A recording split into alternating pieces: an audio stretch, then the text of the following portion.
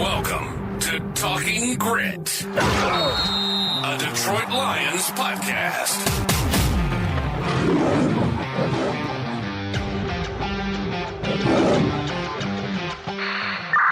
Talking Grit is brought to you by the Monroe County Reporters, Monroe's top news source for police, fire, and community events. Post 3 and Depot Street. Truck boy at request. Follow them on Facebook, and for $2.99 a month, you can become a subscriber and get the news you crave even faster.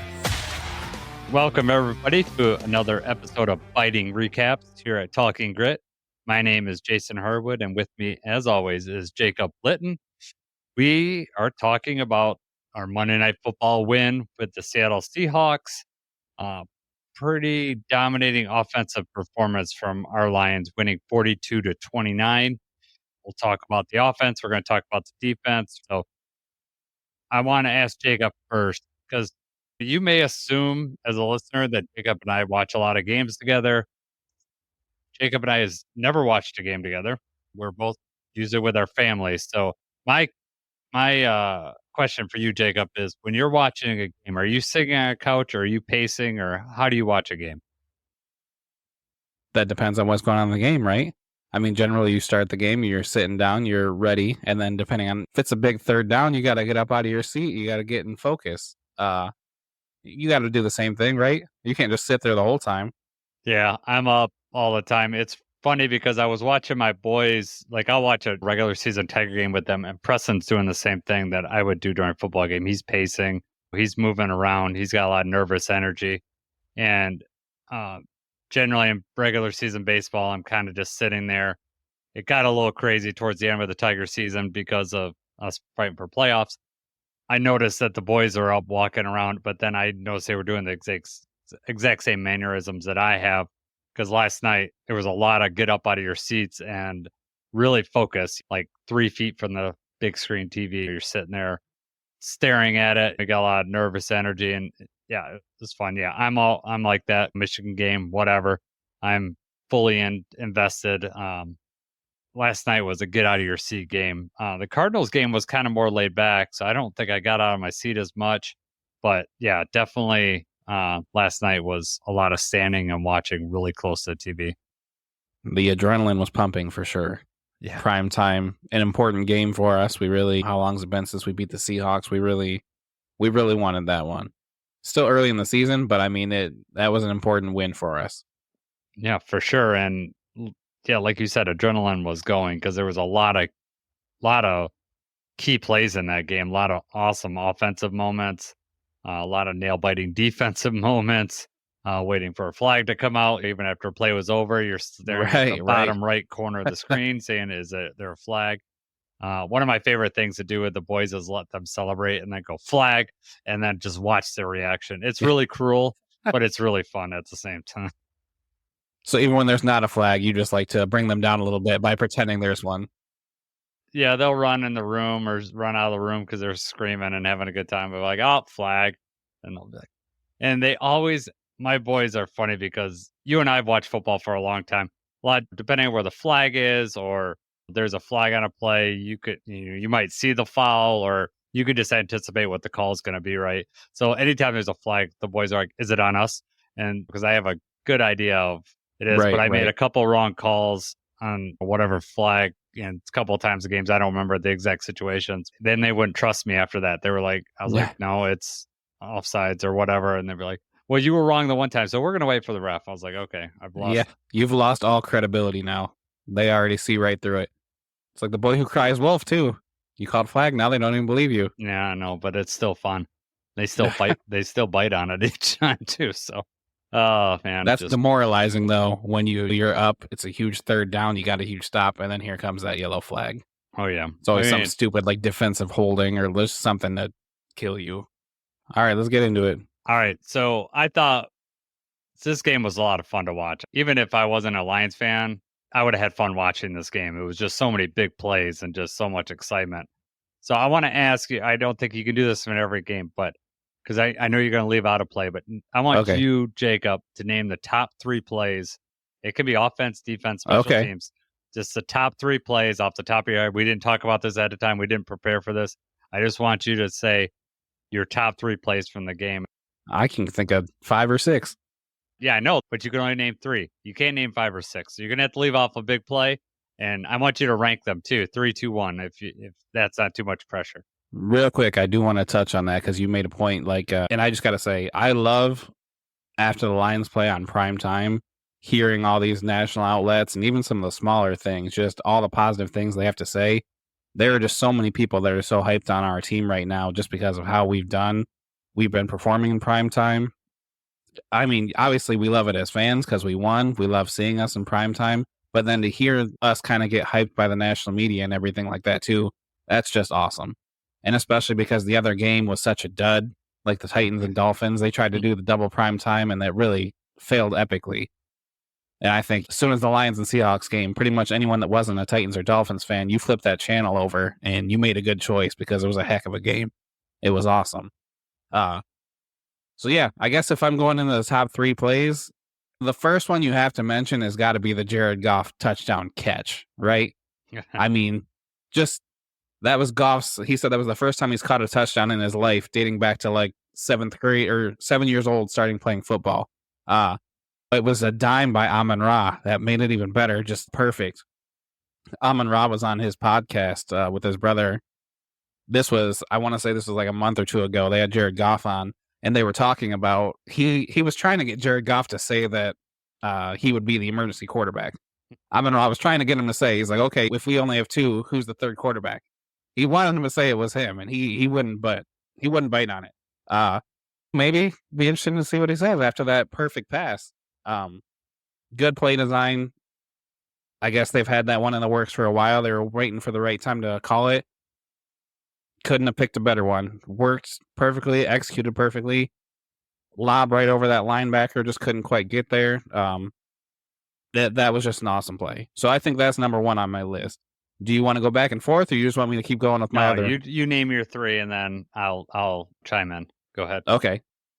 All right, second one, I got to go with the Jameson Williams, the deep touchdown. That was another one that was kind of just, it flipped the momentum back because the Seahawks had scored. We get the ball back just right away. Perfect throw by Goff right to where Jameson Williams is. We talked about this in the preview too. We softened him up with the run a little bit, and then all we had to do was get a crossing route, a slant, something with some space, and let Jamo do the rest. He catches the ball in a crossing route. He's already running, and then I think it was Witherspoon that was like kind of on that side of the field. By the time he turned around, Jamo's gone. And shouts out to Witherspoon. He did not give up on that play, even though there was 0 chance he was catching Jamo. Jamo high-stepped the last 35, 40 yards, and Witherspoon had just got to him when he got to the end zone. And then the icing on the cake for that one was Jamo dunking the ball over the goalpost. And then jumping into the crowd and celebrating and really enjoying himself. We got the 15-yard penalty, but, I think it was worth it. He said he paid homage to Megatron with the dunk over the goalpost there. So that was an awesome play, too. Electrifying for sure. The third play, I only get to pick one more.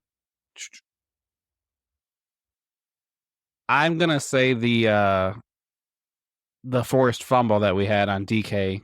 Just because that was a huge momentum shift also. And it almost had my grit guarantee come true. I was watching it live and I thought, no, here we go. This is it.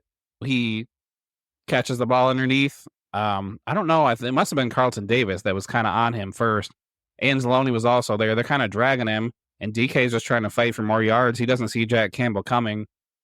Campbell smokes him. The ball comes loose. Carlton picks it up and runs all the way down. I think they tackled him at like the 14-yard line. He almost made it all the way.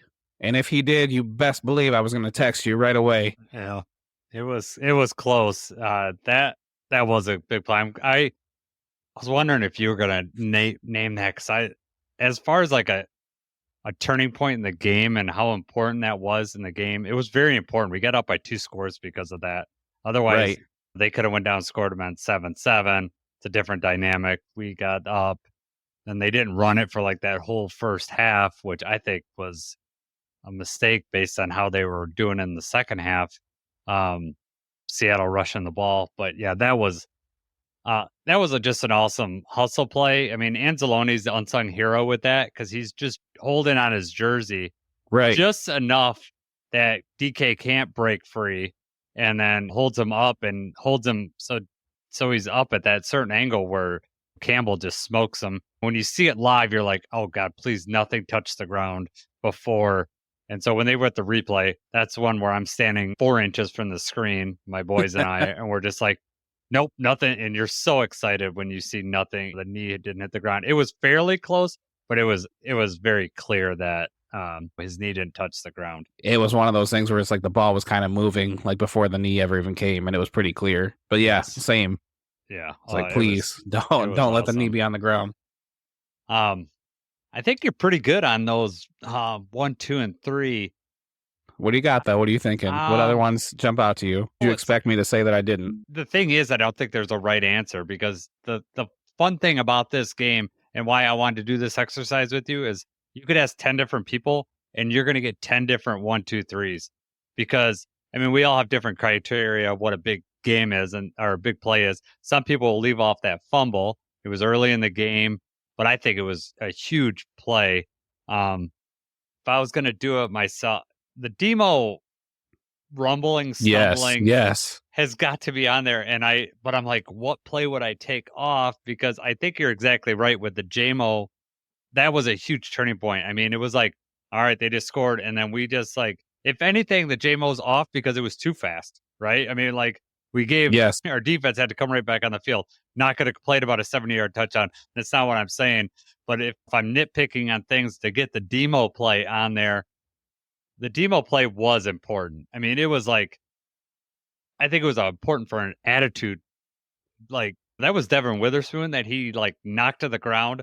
And that was so awesome because watching it live and just with the angle it was, I didn't catch, like, that brunt of that impact. But on replay, you see that Devin Witherspoon gives him a pretty good lick, but David Montgomery gives one just as, if not more, back. Credit to Witherspoon. He got up and still tried to track him on that play. That's why the Lions would have wanted a guy like that. I mean, he plays ball. I was just going to say the same thing. He never gave up on that play. He got smoked. He got right back up and chased him down. He actually was the one close to running him out of bounds further down the field. Yeah, that was like one of those plays where you're like, all right, we broke that first tackle. You're like, all right, man, that's going to be like 8 yards. That's cool. And then he kind of like gets tripped up and then you like, he's stumbling, right? And you're like, oh, first down. That's cool. And then he has amazing balance, right? And he just keeps going. He's like just outside of traffic in that when he gets right to the first down marker, first down line, and he regains his balance and then gets another 35 yards or something like that after that contact. Just that's David Montgomery in a nutshell right there, right? Getting contact and then just still keep it on me. He's got amazing balance. I'm so glad that the Lions signed that guy. Yeah, I don't know. To me, it's hard. I think the Campbell play needs to be number 3. I'd almost do the JMO play 1, the Demo play 2, and I can't believe I'm leaving off Alcatraz, the Jared Goff thing. But I'm going to. That's probably number 4. And then we're leaving off Kirby's interception, which my great guarantee came true, right? And I knew it the whole time too. I knew it. I wasn't sweating at the end. Well, you're like, here it comes. Let's talk about that interception. That was, I mean, a wide receiver making that catch is an amazing catch. That's a safety out there. That was a heck of a catch. Yes. I want to talk about that sequence, actually. So, I mean, just to speak on the defense, especially towards the end, Terrion Arnold had tight coverage pretty much the whole night. He definitely has a problem with holding. That was the really bad pass interference that was called on him was right there at the end of the game. The ball is kind of like 4 or 5 yards in front of the receiver. They're both back. Very little contact. I'm very surprised that they called PI on him. But they get the pass interference. The drive keeps going.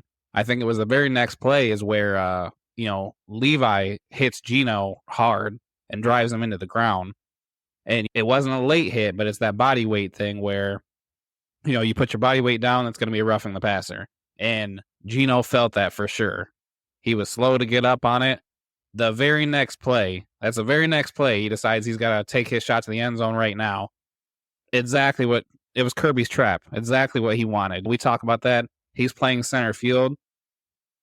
Kirby Joseph doesn't make interceptions that aren't in the end zone, does he? Every single one's been in the end zone. And they've all looked strikingly similar to where it's just let him make a play on the ball and it's almost too easy for him. I know. And that was a great catch. I mean, the ball kind of came loose a little bit and then he's able to get his hand underneath there. That was an amazing play. Amazing sequence for the defense. That was a 4-incher from the screen too, where you're sitting there staring at it Right. like it's his hand underneath the ball. Yeah. It was the black gloves made it obvious that, like, because it On the contrasted blue with turf. the blue turf, and it kind of like if you'd have landed on a black area because they had the lions outlined in black there, maybe it would have been a little less obvious. But it was very clear that his hand was under the ball the whole time. A heck of a, I mean, just the high point. Talk about honoring Calvin Johnson. That was a Calvin Johnson catch right there. It was. That was amazing. Right. One more play that we haven't mentioned, though, is Amon-Ra's touchdown catch. Oh, yeah. Where, that was another great play where, he gets both feet down, like that quick little toe drag over there. Just an amazing body control, amazing catch. We didn't have tight coverage right on him, but he had to make a play on that ball, and that was an amazing catch. And pretty much any other night, that might be your top play. And that, here we are talking about, it's kind of an afterthought. Yeah. Well, and as a quick aside to what Jason was doing during that play was they called a timeout right before that play. So I was like, oh, bathroom time. I ran to the bathroom. I'm going to the bathroom, and it was a quick timeout. And the boys are like, oh, they're screaming. And I just barely caught it. I didn't even see the whole play until I had to watch a replay afterwards to check it out. I mean, I saw the replay of the toe tap, but, to watch the whole play. And I was like, I was mad. I was like, I thought I had time. Miscalculated. Rookie move, I guess. I should have known, but I thought we had a little more time. They did. Apparently, that was like a 30-second timeout. Didn't cut to commercial or anything. I thought we had a little more time, but that was right. It was a third down too. So I mean, that was big. Yeah. Wow. That was an amazing play. He was wide open though. How did he get that? How do you let Amon-Ra get that wide open, especially for that secondary? That was surprising. I think they're worried about the run. They're stacking the people in there and made them pay. That's one thing that, Lions trust Jared Goff a lot. I mean, we could go talk about trusting Jared Goff in that end zone at the end of the game, right, where we eventually got the safety. But the Lions knew enough that he wasn't going to put the ball in harm's way. He almost stuck it out and got that safety. I had texted you when it was before they came back to the one while we were in commercial break before they ruled that it was a safety. I said, I almost think that we should take the safety here on purpose, or run it and just don't worry about the safety because, they only had one timeout left and it would have been 2 scores, pushed it to 13. So potentially they get the onside kick. But I thought the way they've been playing all night, not letting them go over top and not letting them go deep, they were doing it right. So they were going to make them do the length of the field. And that was amazing. Let's get into the defense. We gave up a ton of yards. What was your big takeaway on the defense of the night? I know I was texting you during the game too. I didn't like the game planning for this one. The first quarter, we kind of established that we were stopping the run, and they kind of abandoned the run. They were just content with, all right, well, if that's what you're going to give us, we'll drop back and throw. I mean, it's hard to say, but obviously we're without Derek Barnes. Ben Neiman is really just not effective in that Derek Barnes role. He's not able to get the pressure, and if he's trying to drop back in pass coverage, I won't say he was a liability, but he just wasn't enough of a factor out there at all. And then when you have our other linebackers, Anzalone and Campbell, they kind of were getting lost out there. We basically were spotting them the first 5 or 6 yards. And then whether we're in zone or man, I mean, it's unreasonable to expect Anzalone to be able to hang with Tyler Lockett. Or you've got Jackson Smith and Jigma down there, and they really made us pay. It seemed like we were playing too far off. As far as the cornerbacks go, I think the coverage was great, especially for how much they were passing. Carlton Davis, he had 3 pass breakups. He was on top of DK pretty much the whole game. I mean, I think he did a really good job in pass coverage. The run game, he probably didn't help us out a whole lot. I think Anzalone missed a few tackles too. It was just it was a very sloppy defensive game. I think the perspective is that it's kind of okay because of how good the offense did, but I think that's worrisome going forward. I think we need to figure that out in the bye week. Yeah. So my feeling on it, it's hard. I mean, we're 4 games in. We played good defense, I would say, in 3 of the 4 games for Yes. sure. I mean, I would say overall, I'm happy with the defense. My feeling on this game was the Lions won the kickoff, the coin toss, took the ball, right? So usually they'll Right. defer. They wanted to score and get up. And I think their plan was to get up by a couple scores like they did and just make Seattle go the long way on the field.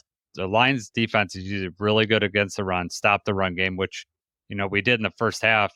I think Gino was their top rusher in the first half on like that 12-yard play. Par for the course. And so, I mean, that's fine. I mean, I'm fine if he's going to run for 12. It's better than what happened with Kenneth Walker in the second half.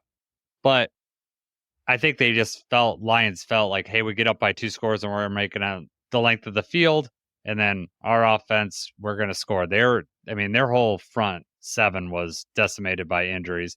I think they felt pretty comfortable that they were going to just be able to run and enough to make them pull their safeties up and then open it up over the middle where Amon-Ra, obviously in that JMO crosser was because they pulled the linebackers up and they were able to open. Even on the play we got to safety, Amon-Ra was running wide open and just Jared Goff. It wasn't Jared Goff's fault. He just got too much pressure early and couldn't get the ball out to him. So my feeling is it was more complimentary defense that they were just willing to give up what they gave up.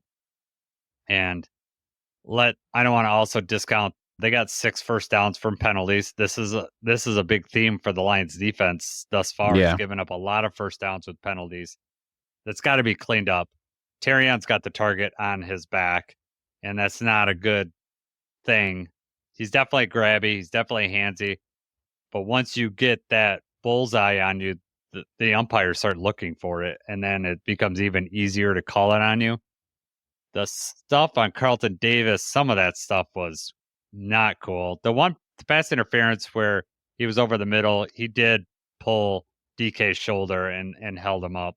I don't think he even necessarily needed to do that. He had good position on it. Right. But, it was a good play on the ball. Good play on the ball. He didn't need to do that. We had talked about this at work, borderline doing a chase move where he was just in the referee's face and gonna get a additional personal foul or unsportsmanlike conduct penalty. So luckily Kirby came in and said no. So I mean that does have to be incredibly frustrating though. If you go back and watched the plays, most of DK's separation is gotten from him with those shoves there at the end of his routes, the top of his routes before he makes the cut. That very first catch that he made was like a first down. He got just behind Carlton Davis. So maybe the second, third play of the game or something. It was really early on. And just the same kind of little shove at the top of your route to create that separation, and then you make the catch. And that's just the way the NFL is. They really do. They let the receivers get away with a lot more than the defense, for sure. I agree. And I mean, I get that's frustrating, but at the same time, you got to keep your head there, especially when they're driving. I mean, they scored, I think, the next play after that. Well, I mean, DK blatantly shoved on that 2-point play, ruled he was out, but there's questionable whether he was in, went to another play, they didn't get it. But his hand is fully extended on Carlton Davis and just gives him that clearance. And you're right, that's not fair, especially for a guy like DK. It's so noticeable with him because he is so big and so strong that even just like a small little shovel, he's strong enough to just push a guy right off. So, well, and when he did that though, they threw the flag. That was one of the DPIs in Carlton. Yeah, I know. That how does that make sense? No, if you're going to let them play, but you can't. That's what it's turned into, is where the offense is, kind of able to do whatever they have to do to try to get to the ball, and the defense is really, you're just not allowed to touch them. And even when you're making the play on the ball, sometimes if you make incidental contact, they're still going to throw the flag, depending on what team you play for. Yeah, it's definitely in favor of the offense, and that's just every rule change and everything that is definitely garnered towards just to get more high scoring games. But it's just frustrating when it keeps happening. Arnold, I'm hoping with the bye and just extra time to cool off. But he's the thing that's encouraging about Terrion is that he's in good position, right? I mean, he's not missing assignments. The guys aren't blowing way past him. He's there. He just needs to clean up some stuff. And I think that he's got to be able to show and be able to do that, because if he doesn't, teams are just going to throw the ball his way, hoping that they call a penalty. And that's not a good place to be picked on like that, especially if the refs are looking for it. So they'll need to clean that up, along with we just had way too many just overall penalties. It's really uncharacteristic of a Dan Campbell team to have so many penalties. So I'm hoping with the bye and just everything that's something they really focus on. Because we're in right position. We're playing good defense. We don't need to make these penalties. Yeah. No, I mean, like I said at the beginning, I think it was about the play calling, and like how you said too, I mean, it seemed one of those bend, don't break. Let's make them have these long drives. We're going to let our offense keep the lead. But I mean, we gave up 38 first downs. That's the most the Seahawks have gotten in franchise history. 516 yards of offense for the Seahawks. That's the highest total that they've got since 2022 when they played the Detroit Lions. Gino Smith, career high passing yards, career high completions, career high attempts. We kind of just let them have the field. We let them throw the ball. The first half, like you said, Kenneth Walker, I think he had 6 yards in the first half. They didn't run very much because we were giving them the option to throw. We were letting them have, like I said, the first 5-6 yards, whatever, let them get it underneath.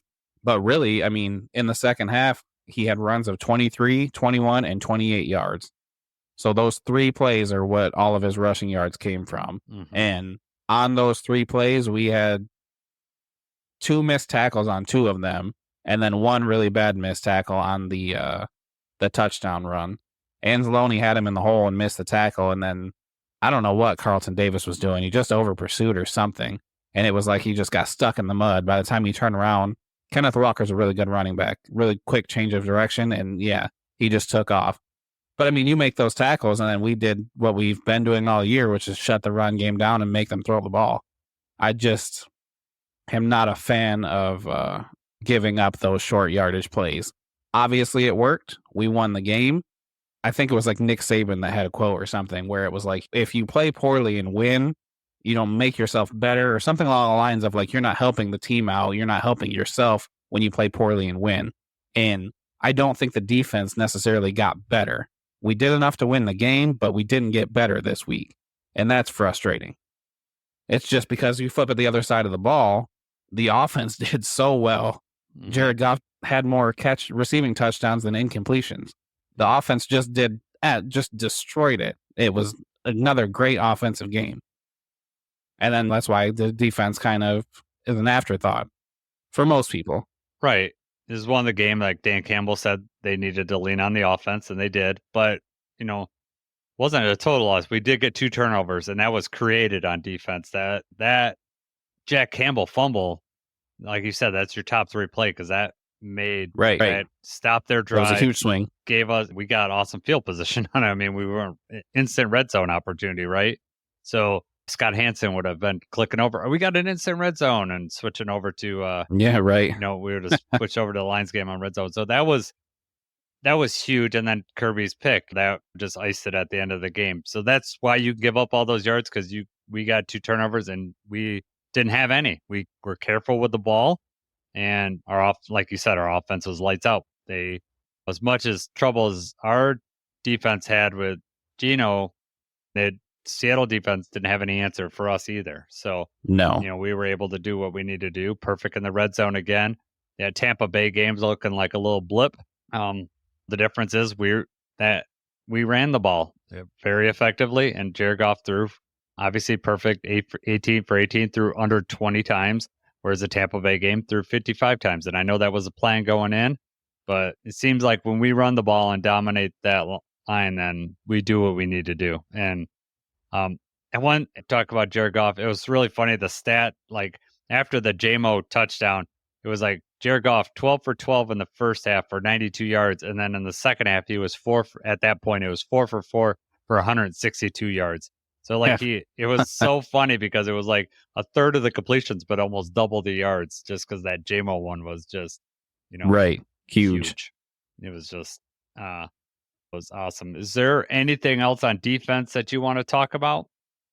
We can't talk about defense without mentioning Aiden Hutchinson. Yes. No sacks this game, obviously, but he had 10 quarterback pressures and 3 quarterback hits. The line was collapsing.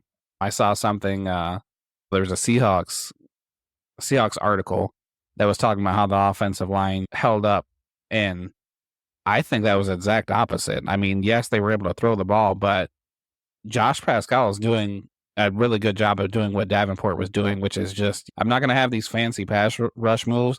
I'm going to bull rush you. I'm going to knock you back into the quarterback. And on that one play, you have Pascal from one side. You've got Hutchinson coming from the other. Gino has to step up. DJ Reader's right in your face for a sack. Mm-hmm. That's the kind of plays that we want to see. Hutchinson was doing the same thing he always does. He's creating pressure. He's a force back there. He didn't get any sacks this game, so he kind of broke that streak, but you can have a great game without having sacks. He's leading the league in quarterback pressures right now. Well, I mean, they were doing a lot of 3-step drops because they had to protect for Aiden and the rest of our pressure. I mean, that was their design, is do 3-step drops. And when we're playing man, it seems like if we're going to do that, man, we should play a little more press. That's dangerous, though, because if you press DK and he fights through it, he gets behind you, it's over because you aren't going to catch him, most likely. Right. So I understand what they're doing. They're going to make him do the long way. Gino Smith had an amazing game. He really did. He was fighting pressure, and he made some nice plays. I was impressed with him in that game. Right. They had a good game plan to get the ball out. He's got the receivers to do that with. And, Gino Smith he played really well. He always does against us. Right. Here we go. Another career game for him. Yeah. But no, I was just going to say that I do think it looks vastly different if we have the capability of having Brian Branch and Iffy out there, which obviously you play with the cards you're dealt with. And I think maybe that had something to do with the game plan as well. But if Branch is out there too, then, those zone packages look a little bit different when it's not Anzalone that you're counting on to be back in pass coverage. And then maybe Ben Neiman's not on the field as much, or you move around and put him down in the box. There's just different things you can do when you have a Brian Branch out there on your defense. And we still haven't seen Iffy at all this year. Yeah. So obviously the game looks a lot different when the injuries aren't in play on both sides. Obviously the Seahawks had it way worse than we did. So yeah, I mean, you can't say, well, we got Branch back. I mean, you're going to have injured players all the time, but Branch is arguably our second best defender. Anzalone's up there. Derek Barnes is definitely up there. I mean, obviously I'm counting Aiden as our number one. Right. Branch is a difference maker, and I don't think that Kenneth Walker gets around on those long runs if Brian Branch is there. He might get one, but he's going to get all 3 of those with Branch right there. Right. Branch anticipates it, makes some nice cuts because Kirby took a wrong route on one of the Kenneth Walker ones, ran inside. Kenneth Walker just bounced him and Terrion. Yeah, just bounced to the outside, and it was like, no, you can't. You got to force them back into where the defenders are. But it is what it is. We won the game, and Larda, why we won the game. Let's talk about that. Let's talk about this offense. Where do you want to start? We got to start with Goff, right? Yeah, I mean, we already mentioned it, but this is about as perfect as it gets, right? I mean, it's the NFL record for completions or attempts without an incompletion, I guess. I saw a graphic that was like the last perfect game was like the New York Giants in like the 40s went like 2 for 2 or something like that. Yeah, so I think I guess you got to have 20 attempts to like have the record or whatever. To have that passer rating, I think, right? Right. Yeah, so I don't it doesn't matter. He was 18 for 18 and it was, I mean, they weren't all gimme throws either. He had some really nice throws. And I think after the first 2 weeks, we all challenged Jared Goff to play better. We needed him to step up to get this offense going. And Arizona was a step in the right direction. I mean, he started out perfect until that interception that he threw he just missed We just missed the linebacker coming backing off into coverage. But this game, all the throws were on point. At no point was I feeling like, oh my God, we just dodged a bullet because they should have picked that. Everything was, I mean, he just gunned it in there, and it was, and also I've been impressed. I gotta believe that he made some significant improvements with his footwork and dancing around in the pocket. He seems to be able to move around better than he did last year. He's run for some first downs, and then obviously he was wide receiver on this play, and he went out and caught a pass. So his athleticism seems to be better this year. I don't know if he worked on that or whatever, or they just decided what teams don't expect this because it's Jared Goff statue or whatever. And it's encouraging to see. I think Jared Goff said in his press conference that he wants to get one first down with his legs every game, and so far he's done that. And so it was just an awesome game from him all around, and I'm happy for him. Right. No, that's a really great point. Last year, he kind of did seem like he was just stuck. And if the pressure came, he was just going to kind of fold. He wasn't moving around as much. Obviously, he was not running routes like that or running for first downs as frequently. So, maybe it is something that he's been working on, and we're seeing the benefits of that. Obviously, he knows the city has his back, the chance and everything like that. But this is kind of just, I guess, showing that the belief we have is legitimate, and there's a reason. We only had 53 offensive plays, and to have the kind of game that you did for that short, I mean, the Seahawks had 90 and we had 53. They ran almost twice as many plays. I heard Shannon Sharp earlier was talking about don't count the plays, make the plays count. And Jared Goff was doing that, and the offense as a whole is doing that. We can't say enough positive things about the offense. Jahmyr Gibbs, I mean, we haven't really talked about him as much, and he had that 20-yard run, huge gap in the line. Yeah. Comes in, cuts, and makes the safety or the cornerback take a bad angle. They just get him by the shoestrings just enough. He wanted the end zone. He could smell it right there. Mm-hmm. And just an all-around effective game from everybody, really. Yeah, the offensive line played pretty well. I was really happy with how Graham played. I know Seattle's defense was hurt. You still got to be able to make that call. And I think it helped that he practiced all week at center, knowing that Frank was going to be out. It's much easier than coming in the middle of a game and trying to make your mindset from guard to center. So I was really happy with that. The line held up, and we did exceptional jobs. And again, we got down the red zone and we ran the ball. I think that's the hugest. When we got down there, the only time I got nervous is when we were at the 10-yard line and we got that offensive, pass interference. Was it offensive PI? Yeah. On Brock, right? And right. backed us out to 20. But we still scored on that. That was the Amon-Ra toe tap possession. So we got down there and we got yards. I think Jahmyr got 8 yards on the first play, and then we ran again, and then we got into striking distance. You're not stuck at the 20. It felt like in the Tampa Bay game that we were just we were doing a lot of screen passes and whatever, and it just didn't work. Right. Speaking of screen passes, Laporta had a nice screen pass, gave us a lot of yards down there. Brock Wright's been showing up, catching the ball this year too. I mean, they started last week using him more. Jared Goff's taking what the defense is giving him, and with our running game, getting 7-8 yards at a pop when it's going well, it makes the offense just hum, because as soon as defense start having to put extra men in the box to stop that, Jared Goff just pops it over the middle because he's getting plenty of time to throw. So it all seemed to come together for the offense in this game, which was really, really exciting to see. And, we were missing that wide receiver 3. We might have found him in this game. Yeah, right. Tim Patrick definitely looks more comfortable back there. Him and Goff are starting to get that connection that he's been missing with Reynolds not there anymore. And yeah, he's been playing more snaps and he's been making more of an impact week in and week out. That play, the huge, the 20-yard gain, that's a Josh Reynolds play. That's just where Jared Goff trusts that you're going to be where you're supposed to be. He's got to split those two safeties. He's got to throw it right in this zone where the receiver should be. It's just a great play by Goff, too. He just times it perfectly. Patrick runs the route exactly how he's supposed to. Just bang, bang. It was an awesome play. Those are the kind of things that Josh Reynolds was good for. So that was very cool to see Tim Patrick pull off something like that, because I think that means we're going to be seeing more of that in the future. The timing gets down, the movement gets better. Yeah, exactly right. You hit it nail right on the head there when that one over the middle we caught for the first down, and it's like, yep, that is a Josh Reynolds play, and I'm glad that we have someone to fulfill that role.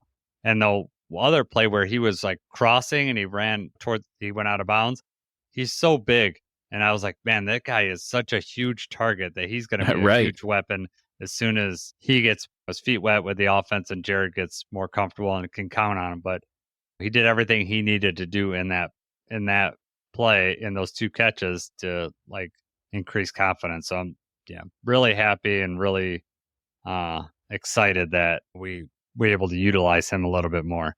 Tim Patrick's so big, and he seems like a lion too. So I think he's gonna, he'll block, he'll do what he needs to do. That's a big thing for us nowadays is, he seems like a lion. I know we talked about earlier the rumors going around out of Las Vegas that Davante Adams is available. I don't know if you saw I saw this after I left work, but rumors are they're looking for a 2nd-round pick and maybe some additional compensation. On paper, a 2nd-round pick for Davante Adams sounds like a pretty good deal.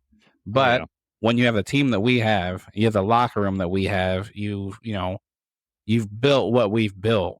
Do you really want somebody like that, even despite the fact he's a great receiver? Do you want him to come in, and at what cost? Would that be somebody that you would want to come in for the rest of this season, then he moves on? We're not going to try to extend or do anything with his contract? Or do you think that would just kind of throw a wrench into what we've already built? I just think that's embarrassment of riches type situation. I think it'd be another mouth to feed. And if he's unhappy already, the only reason I want him, Davante Adams, I'll tell you the truthful reason, the only reason I want him is so the Jets don't get him. I knew you were going to say that. That's I the knew only this had to reason lead that to Aaron Rodgers. That's the only reason that I want Davante Adams. I just sign Davante Adams and make him inactive every week. Obviously, I'm joking, but I don't want him to sign with the Jets. So that'd be the reason. Would I want Davante Adams, no strings attached on this team? Yes, but I don't think coming in mid-season, you're going to get the bang for your buck on anything. No. And with the way Brad Holmes drafts, a 2nd-round pick is like another team giving up a 1st-round pick.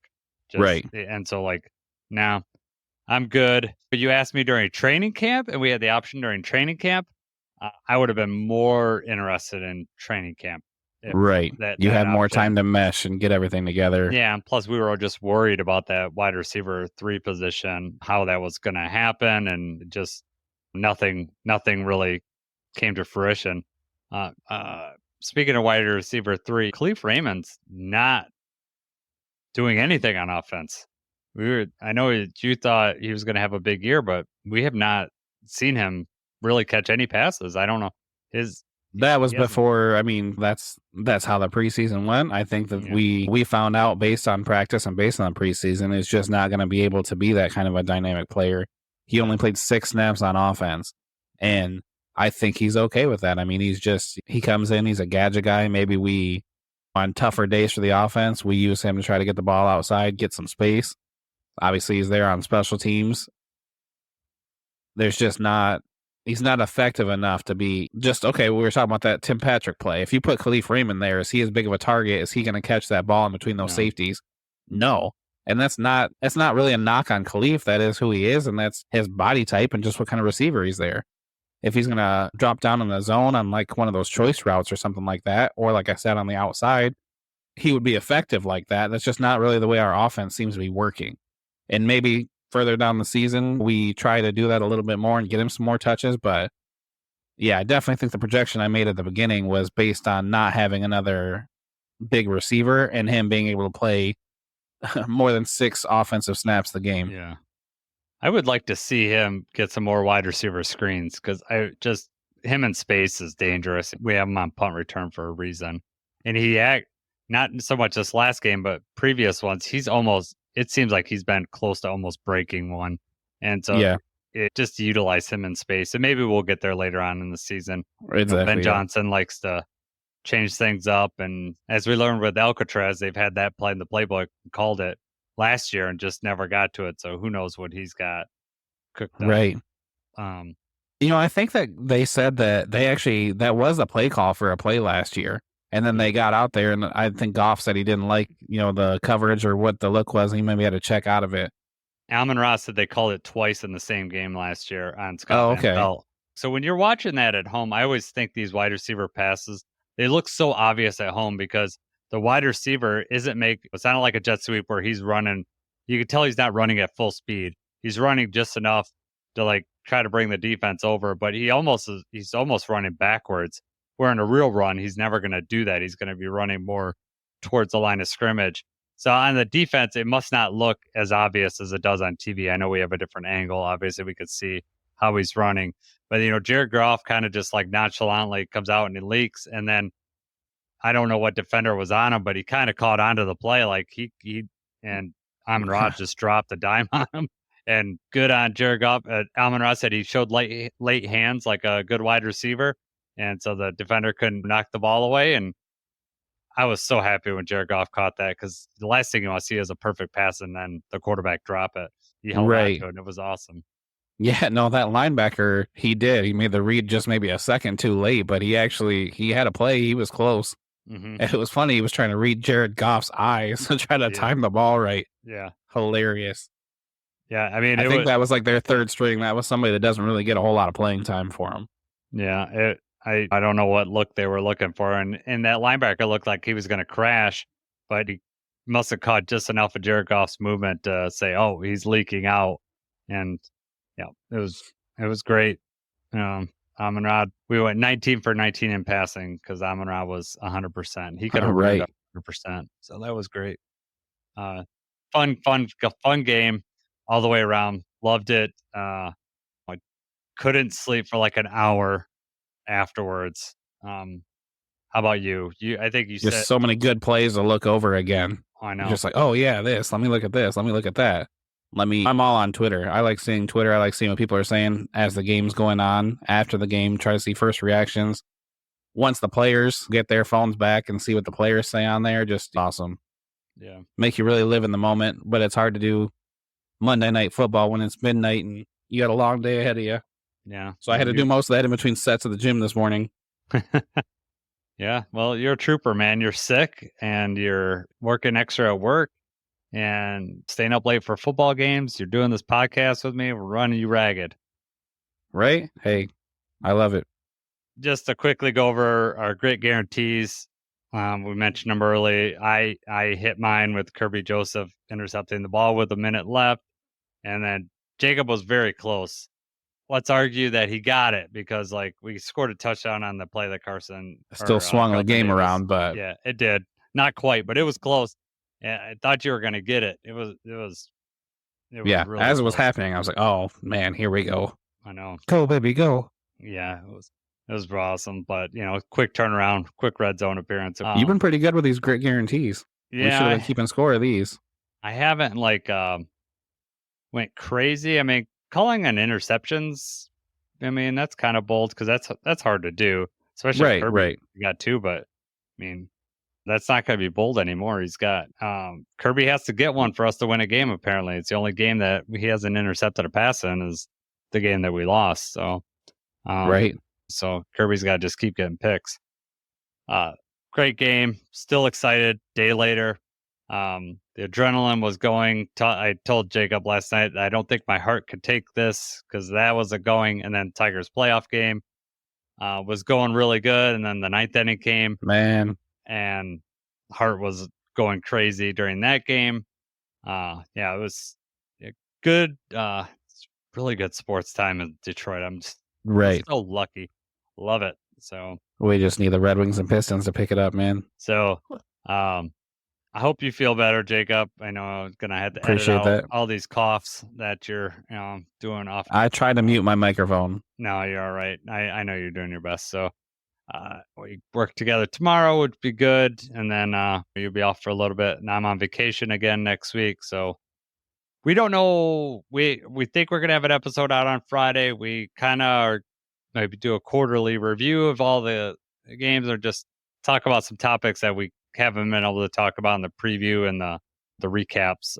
We got some stuff cooking up here, so we'll get to you on Friday. So we'll still going to try to do the 2 episodes a week, even though that we're in the bye week. We'll just kind of maybe jump into some other topics that we don't normally get to talk about. So We'll you got that to look there. forward to. Oh yeah. Put a microphone in front of me and I seem to be able to talk for a while, and I let Jacob talk every once in a while. When you're done boring everybody. Yes, exactly. When I hear the first yawn, then I'm out. All right. For Jacob, I'm Jason. Go Lions.